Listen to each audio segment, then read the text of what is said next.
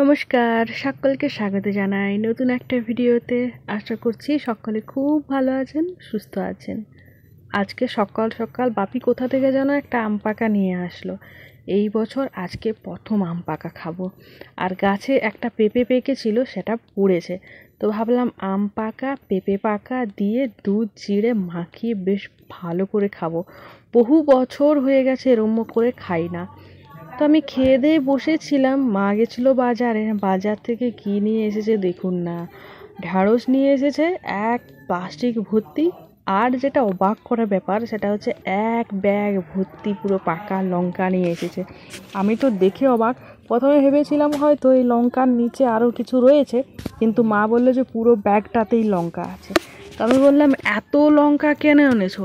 তো মা বললো এগুলোর থেকে শুকনো লঙ্কা করবো। শুকনো লঙ্কার খুবই দরকার হয়, মানে বেশিরভাগ তরকারি মা এখন ফোড়ন দিয়ে করে, তো শুকনো লঙ্কাটা খুবই দরকার হয়।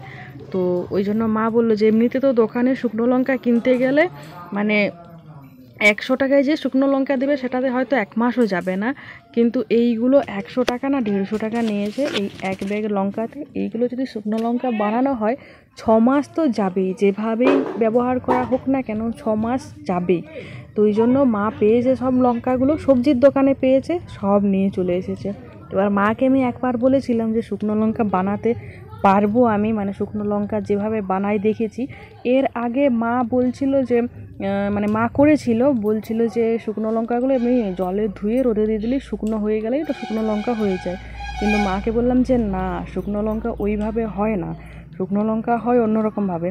জলে ধুয়ে রোদে দিয়ে দিলে দুটো প্রবলেম হয়, এক তো লঙ্কাটার কালারটা ডিসকালার হয়ে যায়, আর দ্বিতীয়ত লঙ্কাটা যখন তেলে ছাড়া হয় তখন লঙ্কাটা প্রচণ্ড ফুটে, ঠিক আছে, মানে ফুটে তেল ছিটায়। কিন্তু এই লঙ্কাটা মানে এই পাকা লঙ্কাকে শুকনো লঙ্কা করার একটা প্রসেস আছে। ওই প্রসেসে যদি করা হয় তাহলে দোকানে যেমন শুকনো লঙ্কা বিক্রি হয় ঠিক ওই রকমই হবে।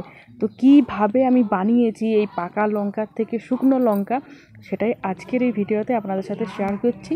ভিডিওটা আশা করছি আপনাদের দেখতে ভালো লাগবে। তো এইখানে যে এতগুলো পরিমাণে, এখানে মোটামুটি 5 কেজি বেশি রয়েছে পাকা লঙ্কা রয়েছে। এই পাকা লঙ্কাগুলোকে আমি ধুয়ে নেব। প্রথমে তো পরিষ্কার করে বেছে নেবো, এর মধ্যে যদি নোংরা টোংরা থাকে ডাঁটিগুলো বাদ দেবো ভাবছিলাম, কিন্তু মা বললো যে ডাঁটি বাদ দেওয়ার দরকার নেই, ডাঁটি সহই করো না, কিচ্ছু হবে না। তো আমি ভাবলাম যে ঠিক আছে, চলো তাহলে এগুলোকে ধুয়ে নিই, মানে কল চালিয়ে ভালো করে 4বার 5বার করে ধুবো, কারণ এই লঙ্কার গায়ে তো অনেক নোংরা লেগে থাকে। আর শুকনো লঙ্কা তো ধুয়ে ব্যবহার করা হয় না, শুকনো লঙ্কা শুকনোভাবেই ব্যবহার করা হয়। তো যা পরিষ্কার করার এই এখন প্রথমে পরিষ্কার করে নিতে হবে। আমি তো লঙ্কাগুলো দেখেই যাচ্ছিলাম যে এত লঙ্কা, প্রত্যেকটা পাকা প্রত্যেকটা লাল, এত নিখুঁতভাবে কী করে আছে। তো মা যখন পেয়েছে নিয়ে এসছে, আমি তো দেখে খুবই খুশি। আর লঙ্কাগুলো সেই ঝাল, ঠিক আছে। আমি ভাতের সাথে একটা খেয়েছিলাম, বাপরে বাপ এত ঝাল লেগেছে যে কী বলবো, মানে একদম চোখের জলে নাকের জলের অবস্থা। একটা গোটা লঙ্কা পুরোটা খেতে পারিনি। তো মা বললো ঝাল থাকাই ভালো, কারণ খরচা কম হবে, একটা কি দুটো ফোড়ন দিয়ে দিলে তরকারি ঝাল হয়ে যাবে।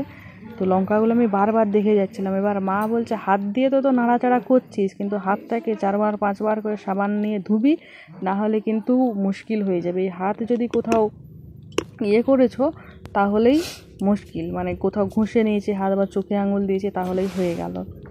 তো আমি শুকনো লঙ্কাগুলো বানিয়েছি 2-3 দিন হয়ে গেল। তো কীভাবে বানিয়েছি সেটা দেখানো হয়নি। আসলে এই শুকনো লঙ্কা বানানোর প্রসেস রয়েছে, যদিও মা খুবই ভয় পাচ্ছিল। ওই জন্য মা যেমনভাবে বলেছিল যে শুকনো লঙ্কাকে ভালো করে ধুয়ে রোদে দিয়ে দিলে শুকনো লঙ্কা হয়ে যায়, ওইভাবে অর্ধেকগুলো করেছি।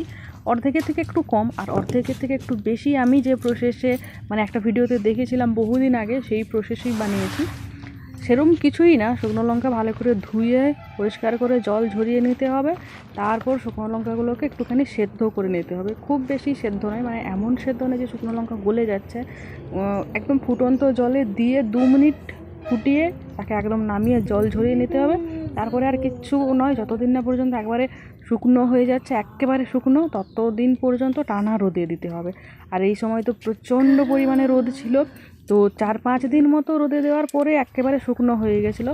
বর্ষাকালে মানে এগুলো যেহেতু অনেক দিন থাকবে, তো বর্ষাকাল পেরোনোর পরে বা বর্ষাকালে যেদিন রোদ দেবে মাঝে মধ্যে রোদ খাইয়ে নিলে এই শুকনো লঙ্কা বহুত দিন ধরে যাবে।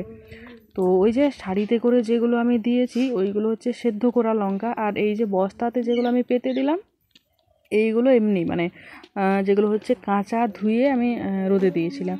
আর ওই যে চালনিটা দেখা যাচ্ছে ওই চালনিতে করে আমচুর দিয়েছি। আমচুর এমনিতে তো আমাদের সেরম মানে টক আমের গাছ নেই, কিন্তু এই যে আমের গাছগুলো রয়েছে মাঝে মধ্যেই তো বৈশাখ মাসটায় ঝড় হচ্ছিল, তো সেই ঝড়ে যে আমগুলো পড়ে যাচ্ছিলো ওই আমগুলো কুড়িয়েই কাঁচা আম খেতেও ভালো লাগে না অতটা, আর এমনিতেও আমাদের বাড়িতে সেরকম একটা টক কেউ খায় না, তো ওই জন্য কাঁচা আমগুলোকে আমি একদম খোসা টোসা তুলে এগুলো আমচুর করে দিচ্ছিলাম। আমচুরটা কি আম কেটে একটুখানি নুন মাখিয়ে জলটা ঝরিয়ে রোদে দিয়ে দিলে সেটাও শুকনো হয়ে গেলে আমচুর হয়ে যাবে।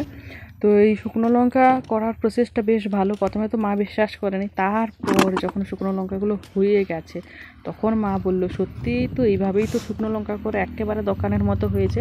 আর যেগুলো এমনি দিয়েছিলাম এইগুলো শুকনো হতে অনেক দিন লেগে গেছে, কাঁচা শুকনো লঙ্কা অনেক দিন লেগে গেছে শুকনো লঙ্কাগুলো হতে, কিন্তু আবার তেলে দিলে সেই ফটফাট করে ফেটে তেল ছিটাচ্ছে। তো মা বললো এইগুলোকে তো আর এইভাবে ব্যবহার করা যাবে না, এইগুলোকে হয় বেটে ব্যবহার করতে হবে না হলে গুঁড়ো করতে হবে।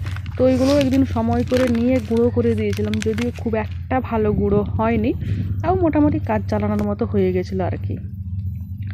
যাই হোক, দুপুরবেলা ভাত টাত খেয়ে বসেছিলাম, একটা পার্সেল আসলো, পার্সেলে সম্ভবত ঘড়ি আছে, তো সেই পার্সেলটাই আনবক্সিং করতে এখন বসেছি। বাড়িতে একটা ঘড়ি ছিল, সেই ঘড়িটা নষ্ট হয়ে গেছে, মানে বহু বছরের ঘড়ি, মাকে দিয়েছিল মায়ের বাবা মানে মামা দাদু। তো বহু বছরের ঘড়িটা চলছিল, ঘড়িটা কি নষ্ট হয়েছিল জানি না, বাপি কোনো দিকে ফেলে দিয়েছে না কি হয়েছে জানি না, সেটাও ঘরে এখন ঘড়ি নেই। আর আমার মা রাত্রেবেলা মানে একদম মাঝ রাত্রেবেলা উঠে করে কাজ করতে শুরু করবে, কাজ বাজ সব কমপ্লিট হয়ে যাবে তাও সকাল হবে না। সেইটা আমি বেশ কয়েকদিন ধরে দেখার পরে বললাম যে না, তোমাকে একটা ঘড়ি কিনে দিতে হবে, অন্তত ঘুম থেকে উঠে যদি দেখো রাত্রি 1টা বাজছে কি 2টা বাজছে তাহলে তুমি কাজ শুরু করতে পারবে না, অন্তত চুপচাপ শুয়ে হলেও থাকবে। তো সেই চিন্তাভাবনা থেকে একটা ঘড়ি কেনা, দাদাকে বলেছিলাম একটা ঘড়ি অর্ডার দিয়ে দিতে অনলাইনে, এটা ফ্লিপকার্ট থেকে এসেছে, দেখতেই পাচ্ছেন প্যাকেটের উপরে লেখা আছে। তো এই ঘড়িটা এখন আনবক্সিং করছি। প্রথমে তো ভেবেছিলাম যে ভালো করে মানে এটা বক্স ভালো করে প্যাক করা নেই, কারণ কি ওই টেপটা সরানোর আগেই ভিতরের কভারটা বেরিয়ে গেল। তারপর দেখলাম যে না, ভেতরেরটা বেশ ভালো রকমভাবেই প্যাকিং করা আছে। ঘড়িটার ডিজাইনটা আমি যেগুলো পাঠিয়েছিলাম সেগুলো তো নয়, দাদা নিজের পছন্দ মতো একটা অর্ডার করেছে। এবার যখন আমি বার করেছি দেখে তো অবাক, কারণ ঘড়িটা সত্যিই দেখতে খুবই ভালো লাগছিল। এবার আসল ঘড়িটা দেখার পালা। আর যেই আমি এই সোলার প্লেটটা সরিয়েছি ব্যাস আমার তো চোখ কপালে উঠে গেছে, কারণ ঘড়িটা ভাঙা বেরিয়েছে। হ্যাঁ, ঘড়িটা ভাঙা। ঘড়িটা তো এমনিতে সব কিছু ঠিকঠাক খুবই সুন্দর, কিন্তু উপরের যে কাঁচটা পুরো একদম ফেটে গেছে, পুরো ফাটা, একদম স্ক্র্যাচার একটা দাগ বোঝা যাচ্ছে মানে ফাটা, ঠিক আছে। তো আমি ভাবলাম যে এত সুন্দর ঘড়িটা আসলো আর সেটা এইরকম হলো। আর অজন্তা কোম্পানি, মানে আগে যে আমাদের ঘড়িটা ছিল সেটা অজন্তা কোম্পানির ছিল, তো এটা ওই জন্য দাদা অজন্তারই নিয়েছে। আর অজন্তার ঘড়ি একটু লং লাস্টিং হয়, অন্য সব ঘড়ি 1-1.5 বছর 2 বছর বড় যায় দিয়ে নষ্ট হয়ে যায়, কিন্তু অজন্তা ঘড়ি অনেক দিন যায়। এই যে দেখতে পাচ্ছেন ঘড়িটার মাঝামাঝি জায়গায় কেমন একটা ফাট হয়ে ধরেছে। তো এটা দেখে তো আমার মন খারাপ হয়ে গেল, কিন্তু কিছু করার নেই, রিটার্ন দিয়ে আবারও একটা অর্ডার দিতে হবে আর কি। তখন নতুন একটা আসলে দেওয়ালে সেটাকে সেটিং করব। যাই হোক, একরাশ মন খারাপ নিয়েই আজকের ভিডিওটা শেষ করলাম। আশা করি ভিডিওটা মানে শুকনো লঙ্কা তৈরি করার প্রসেসটা আপনাদের ভালো লেগেছে, যদিও পুরো প্রসেসটা দেখাতে পারিনি, তবে আমি বলে আশা করি বোঝাতে পেরেছি যে কীভাবে বানিয়েছি। কিছুই নয়, ওই তো লঙ্কা বাজার থেকে কিনে আনো, তারপরে ধুও, তারপরে সেদ্ধ করো, শুকনো করো, ব্যাস।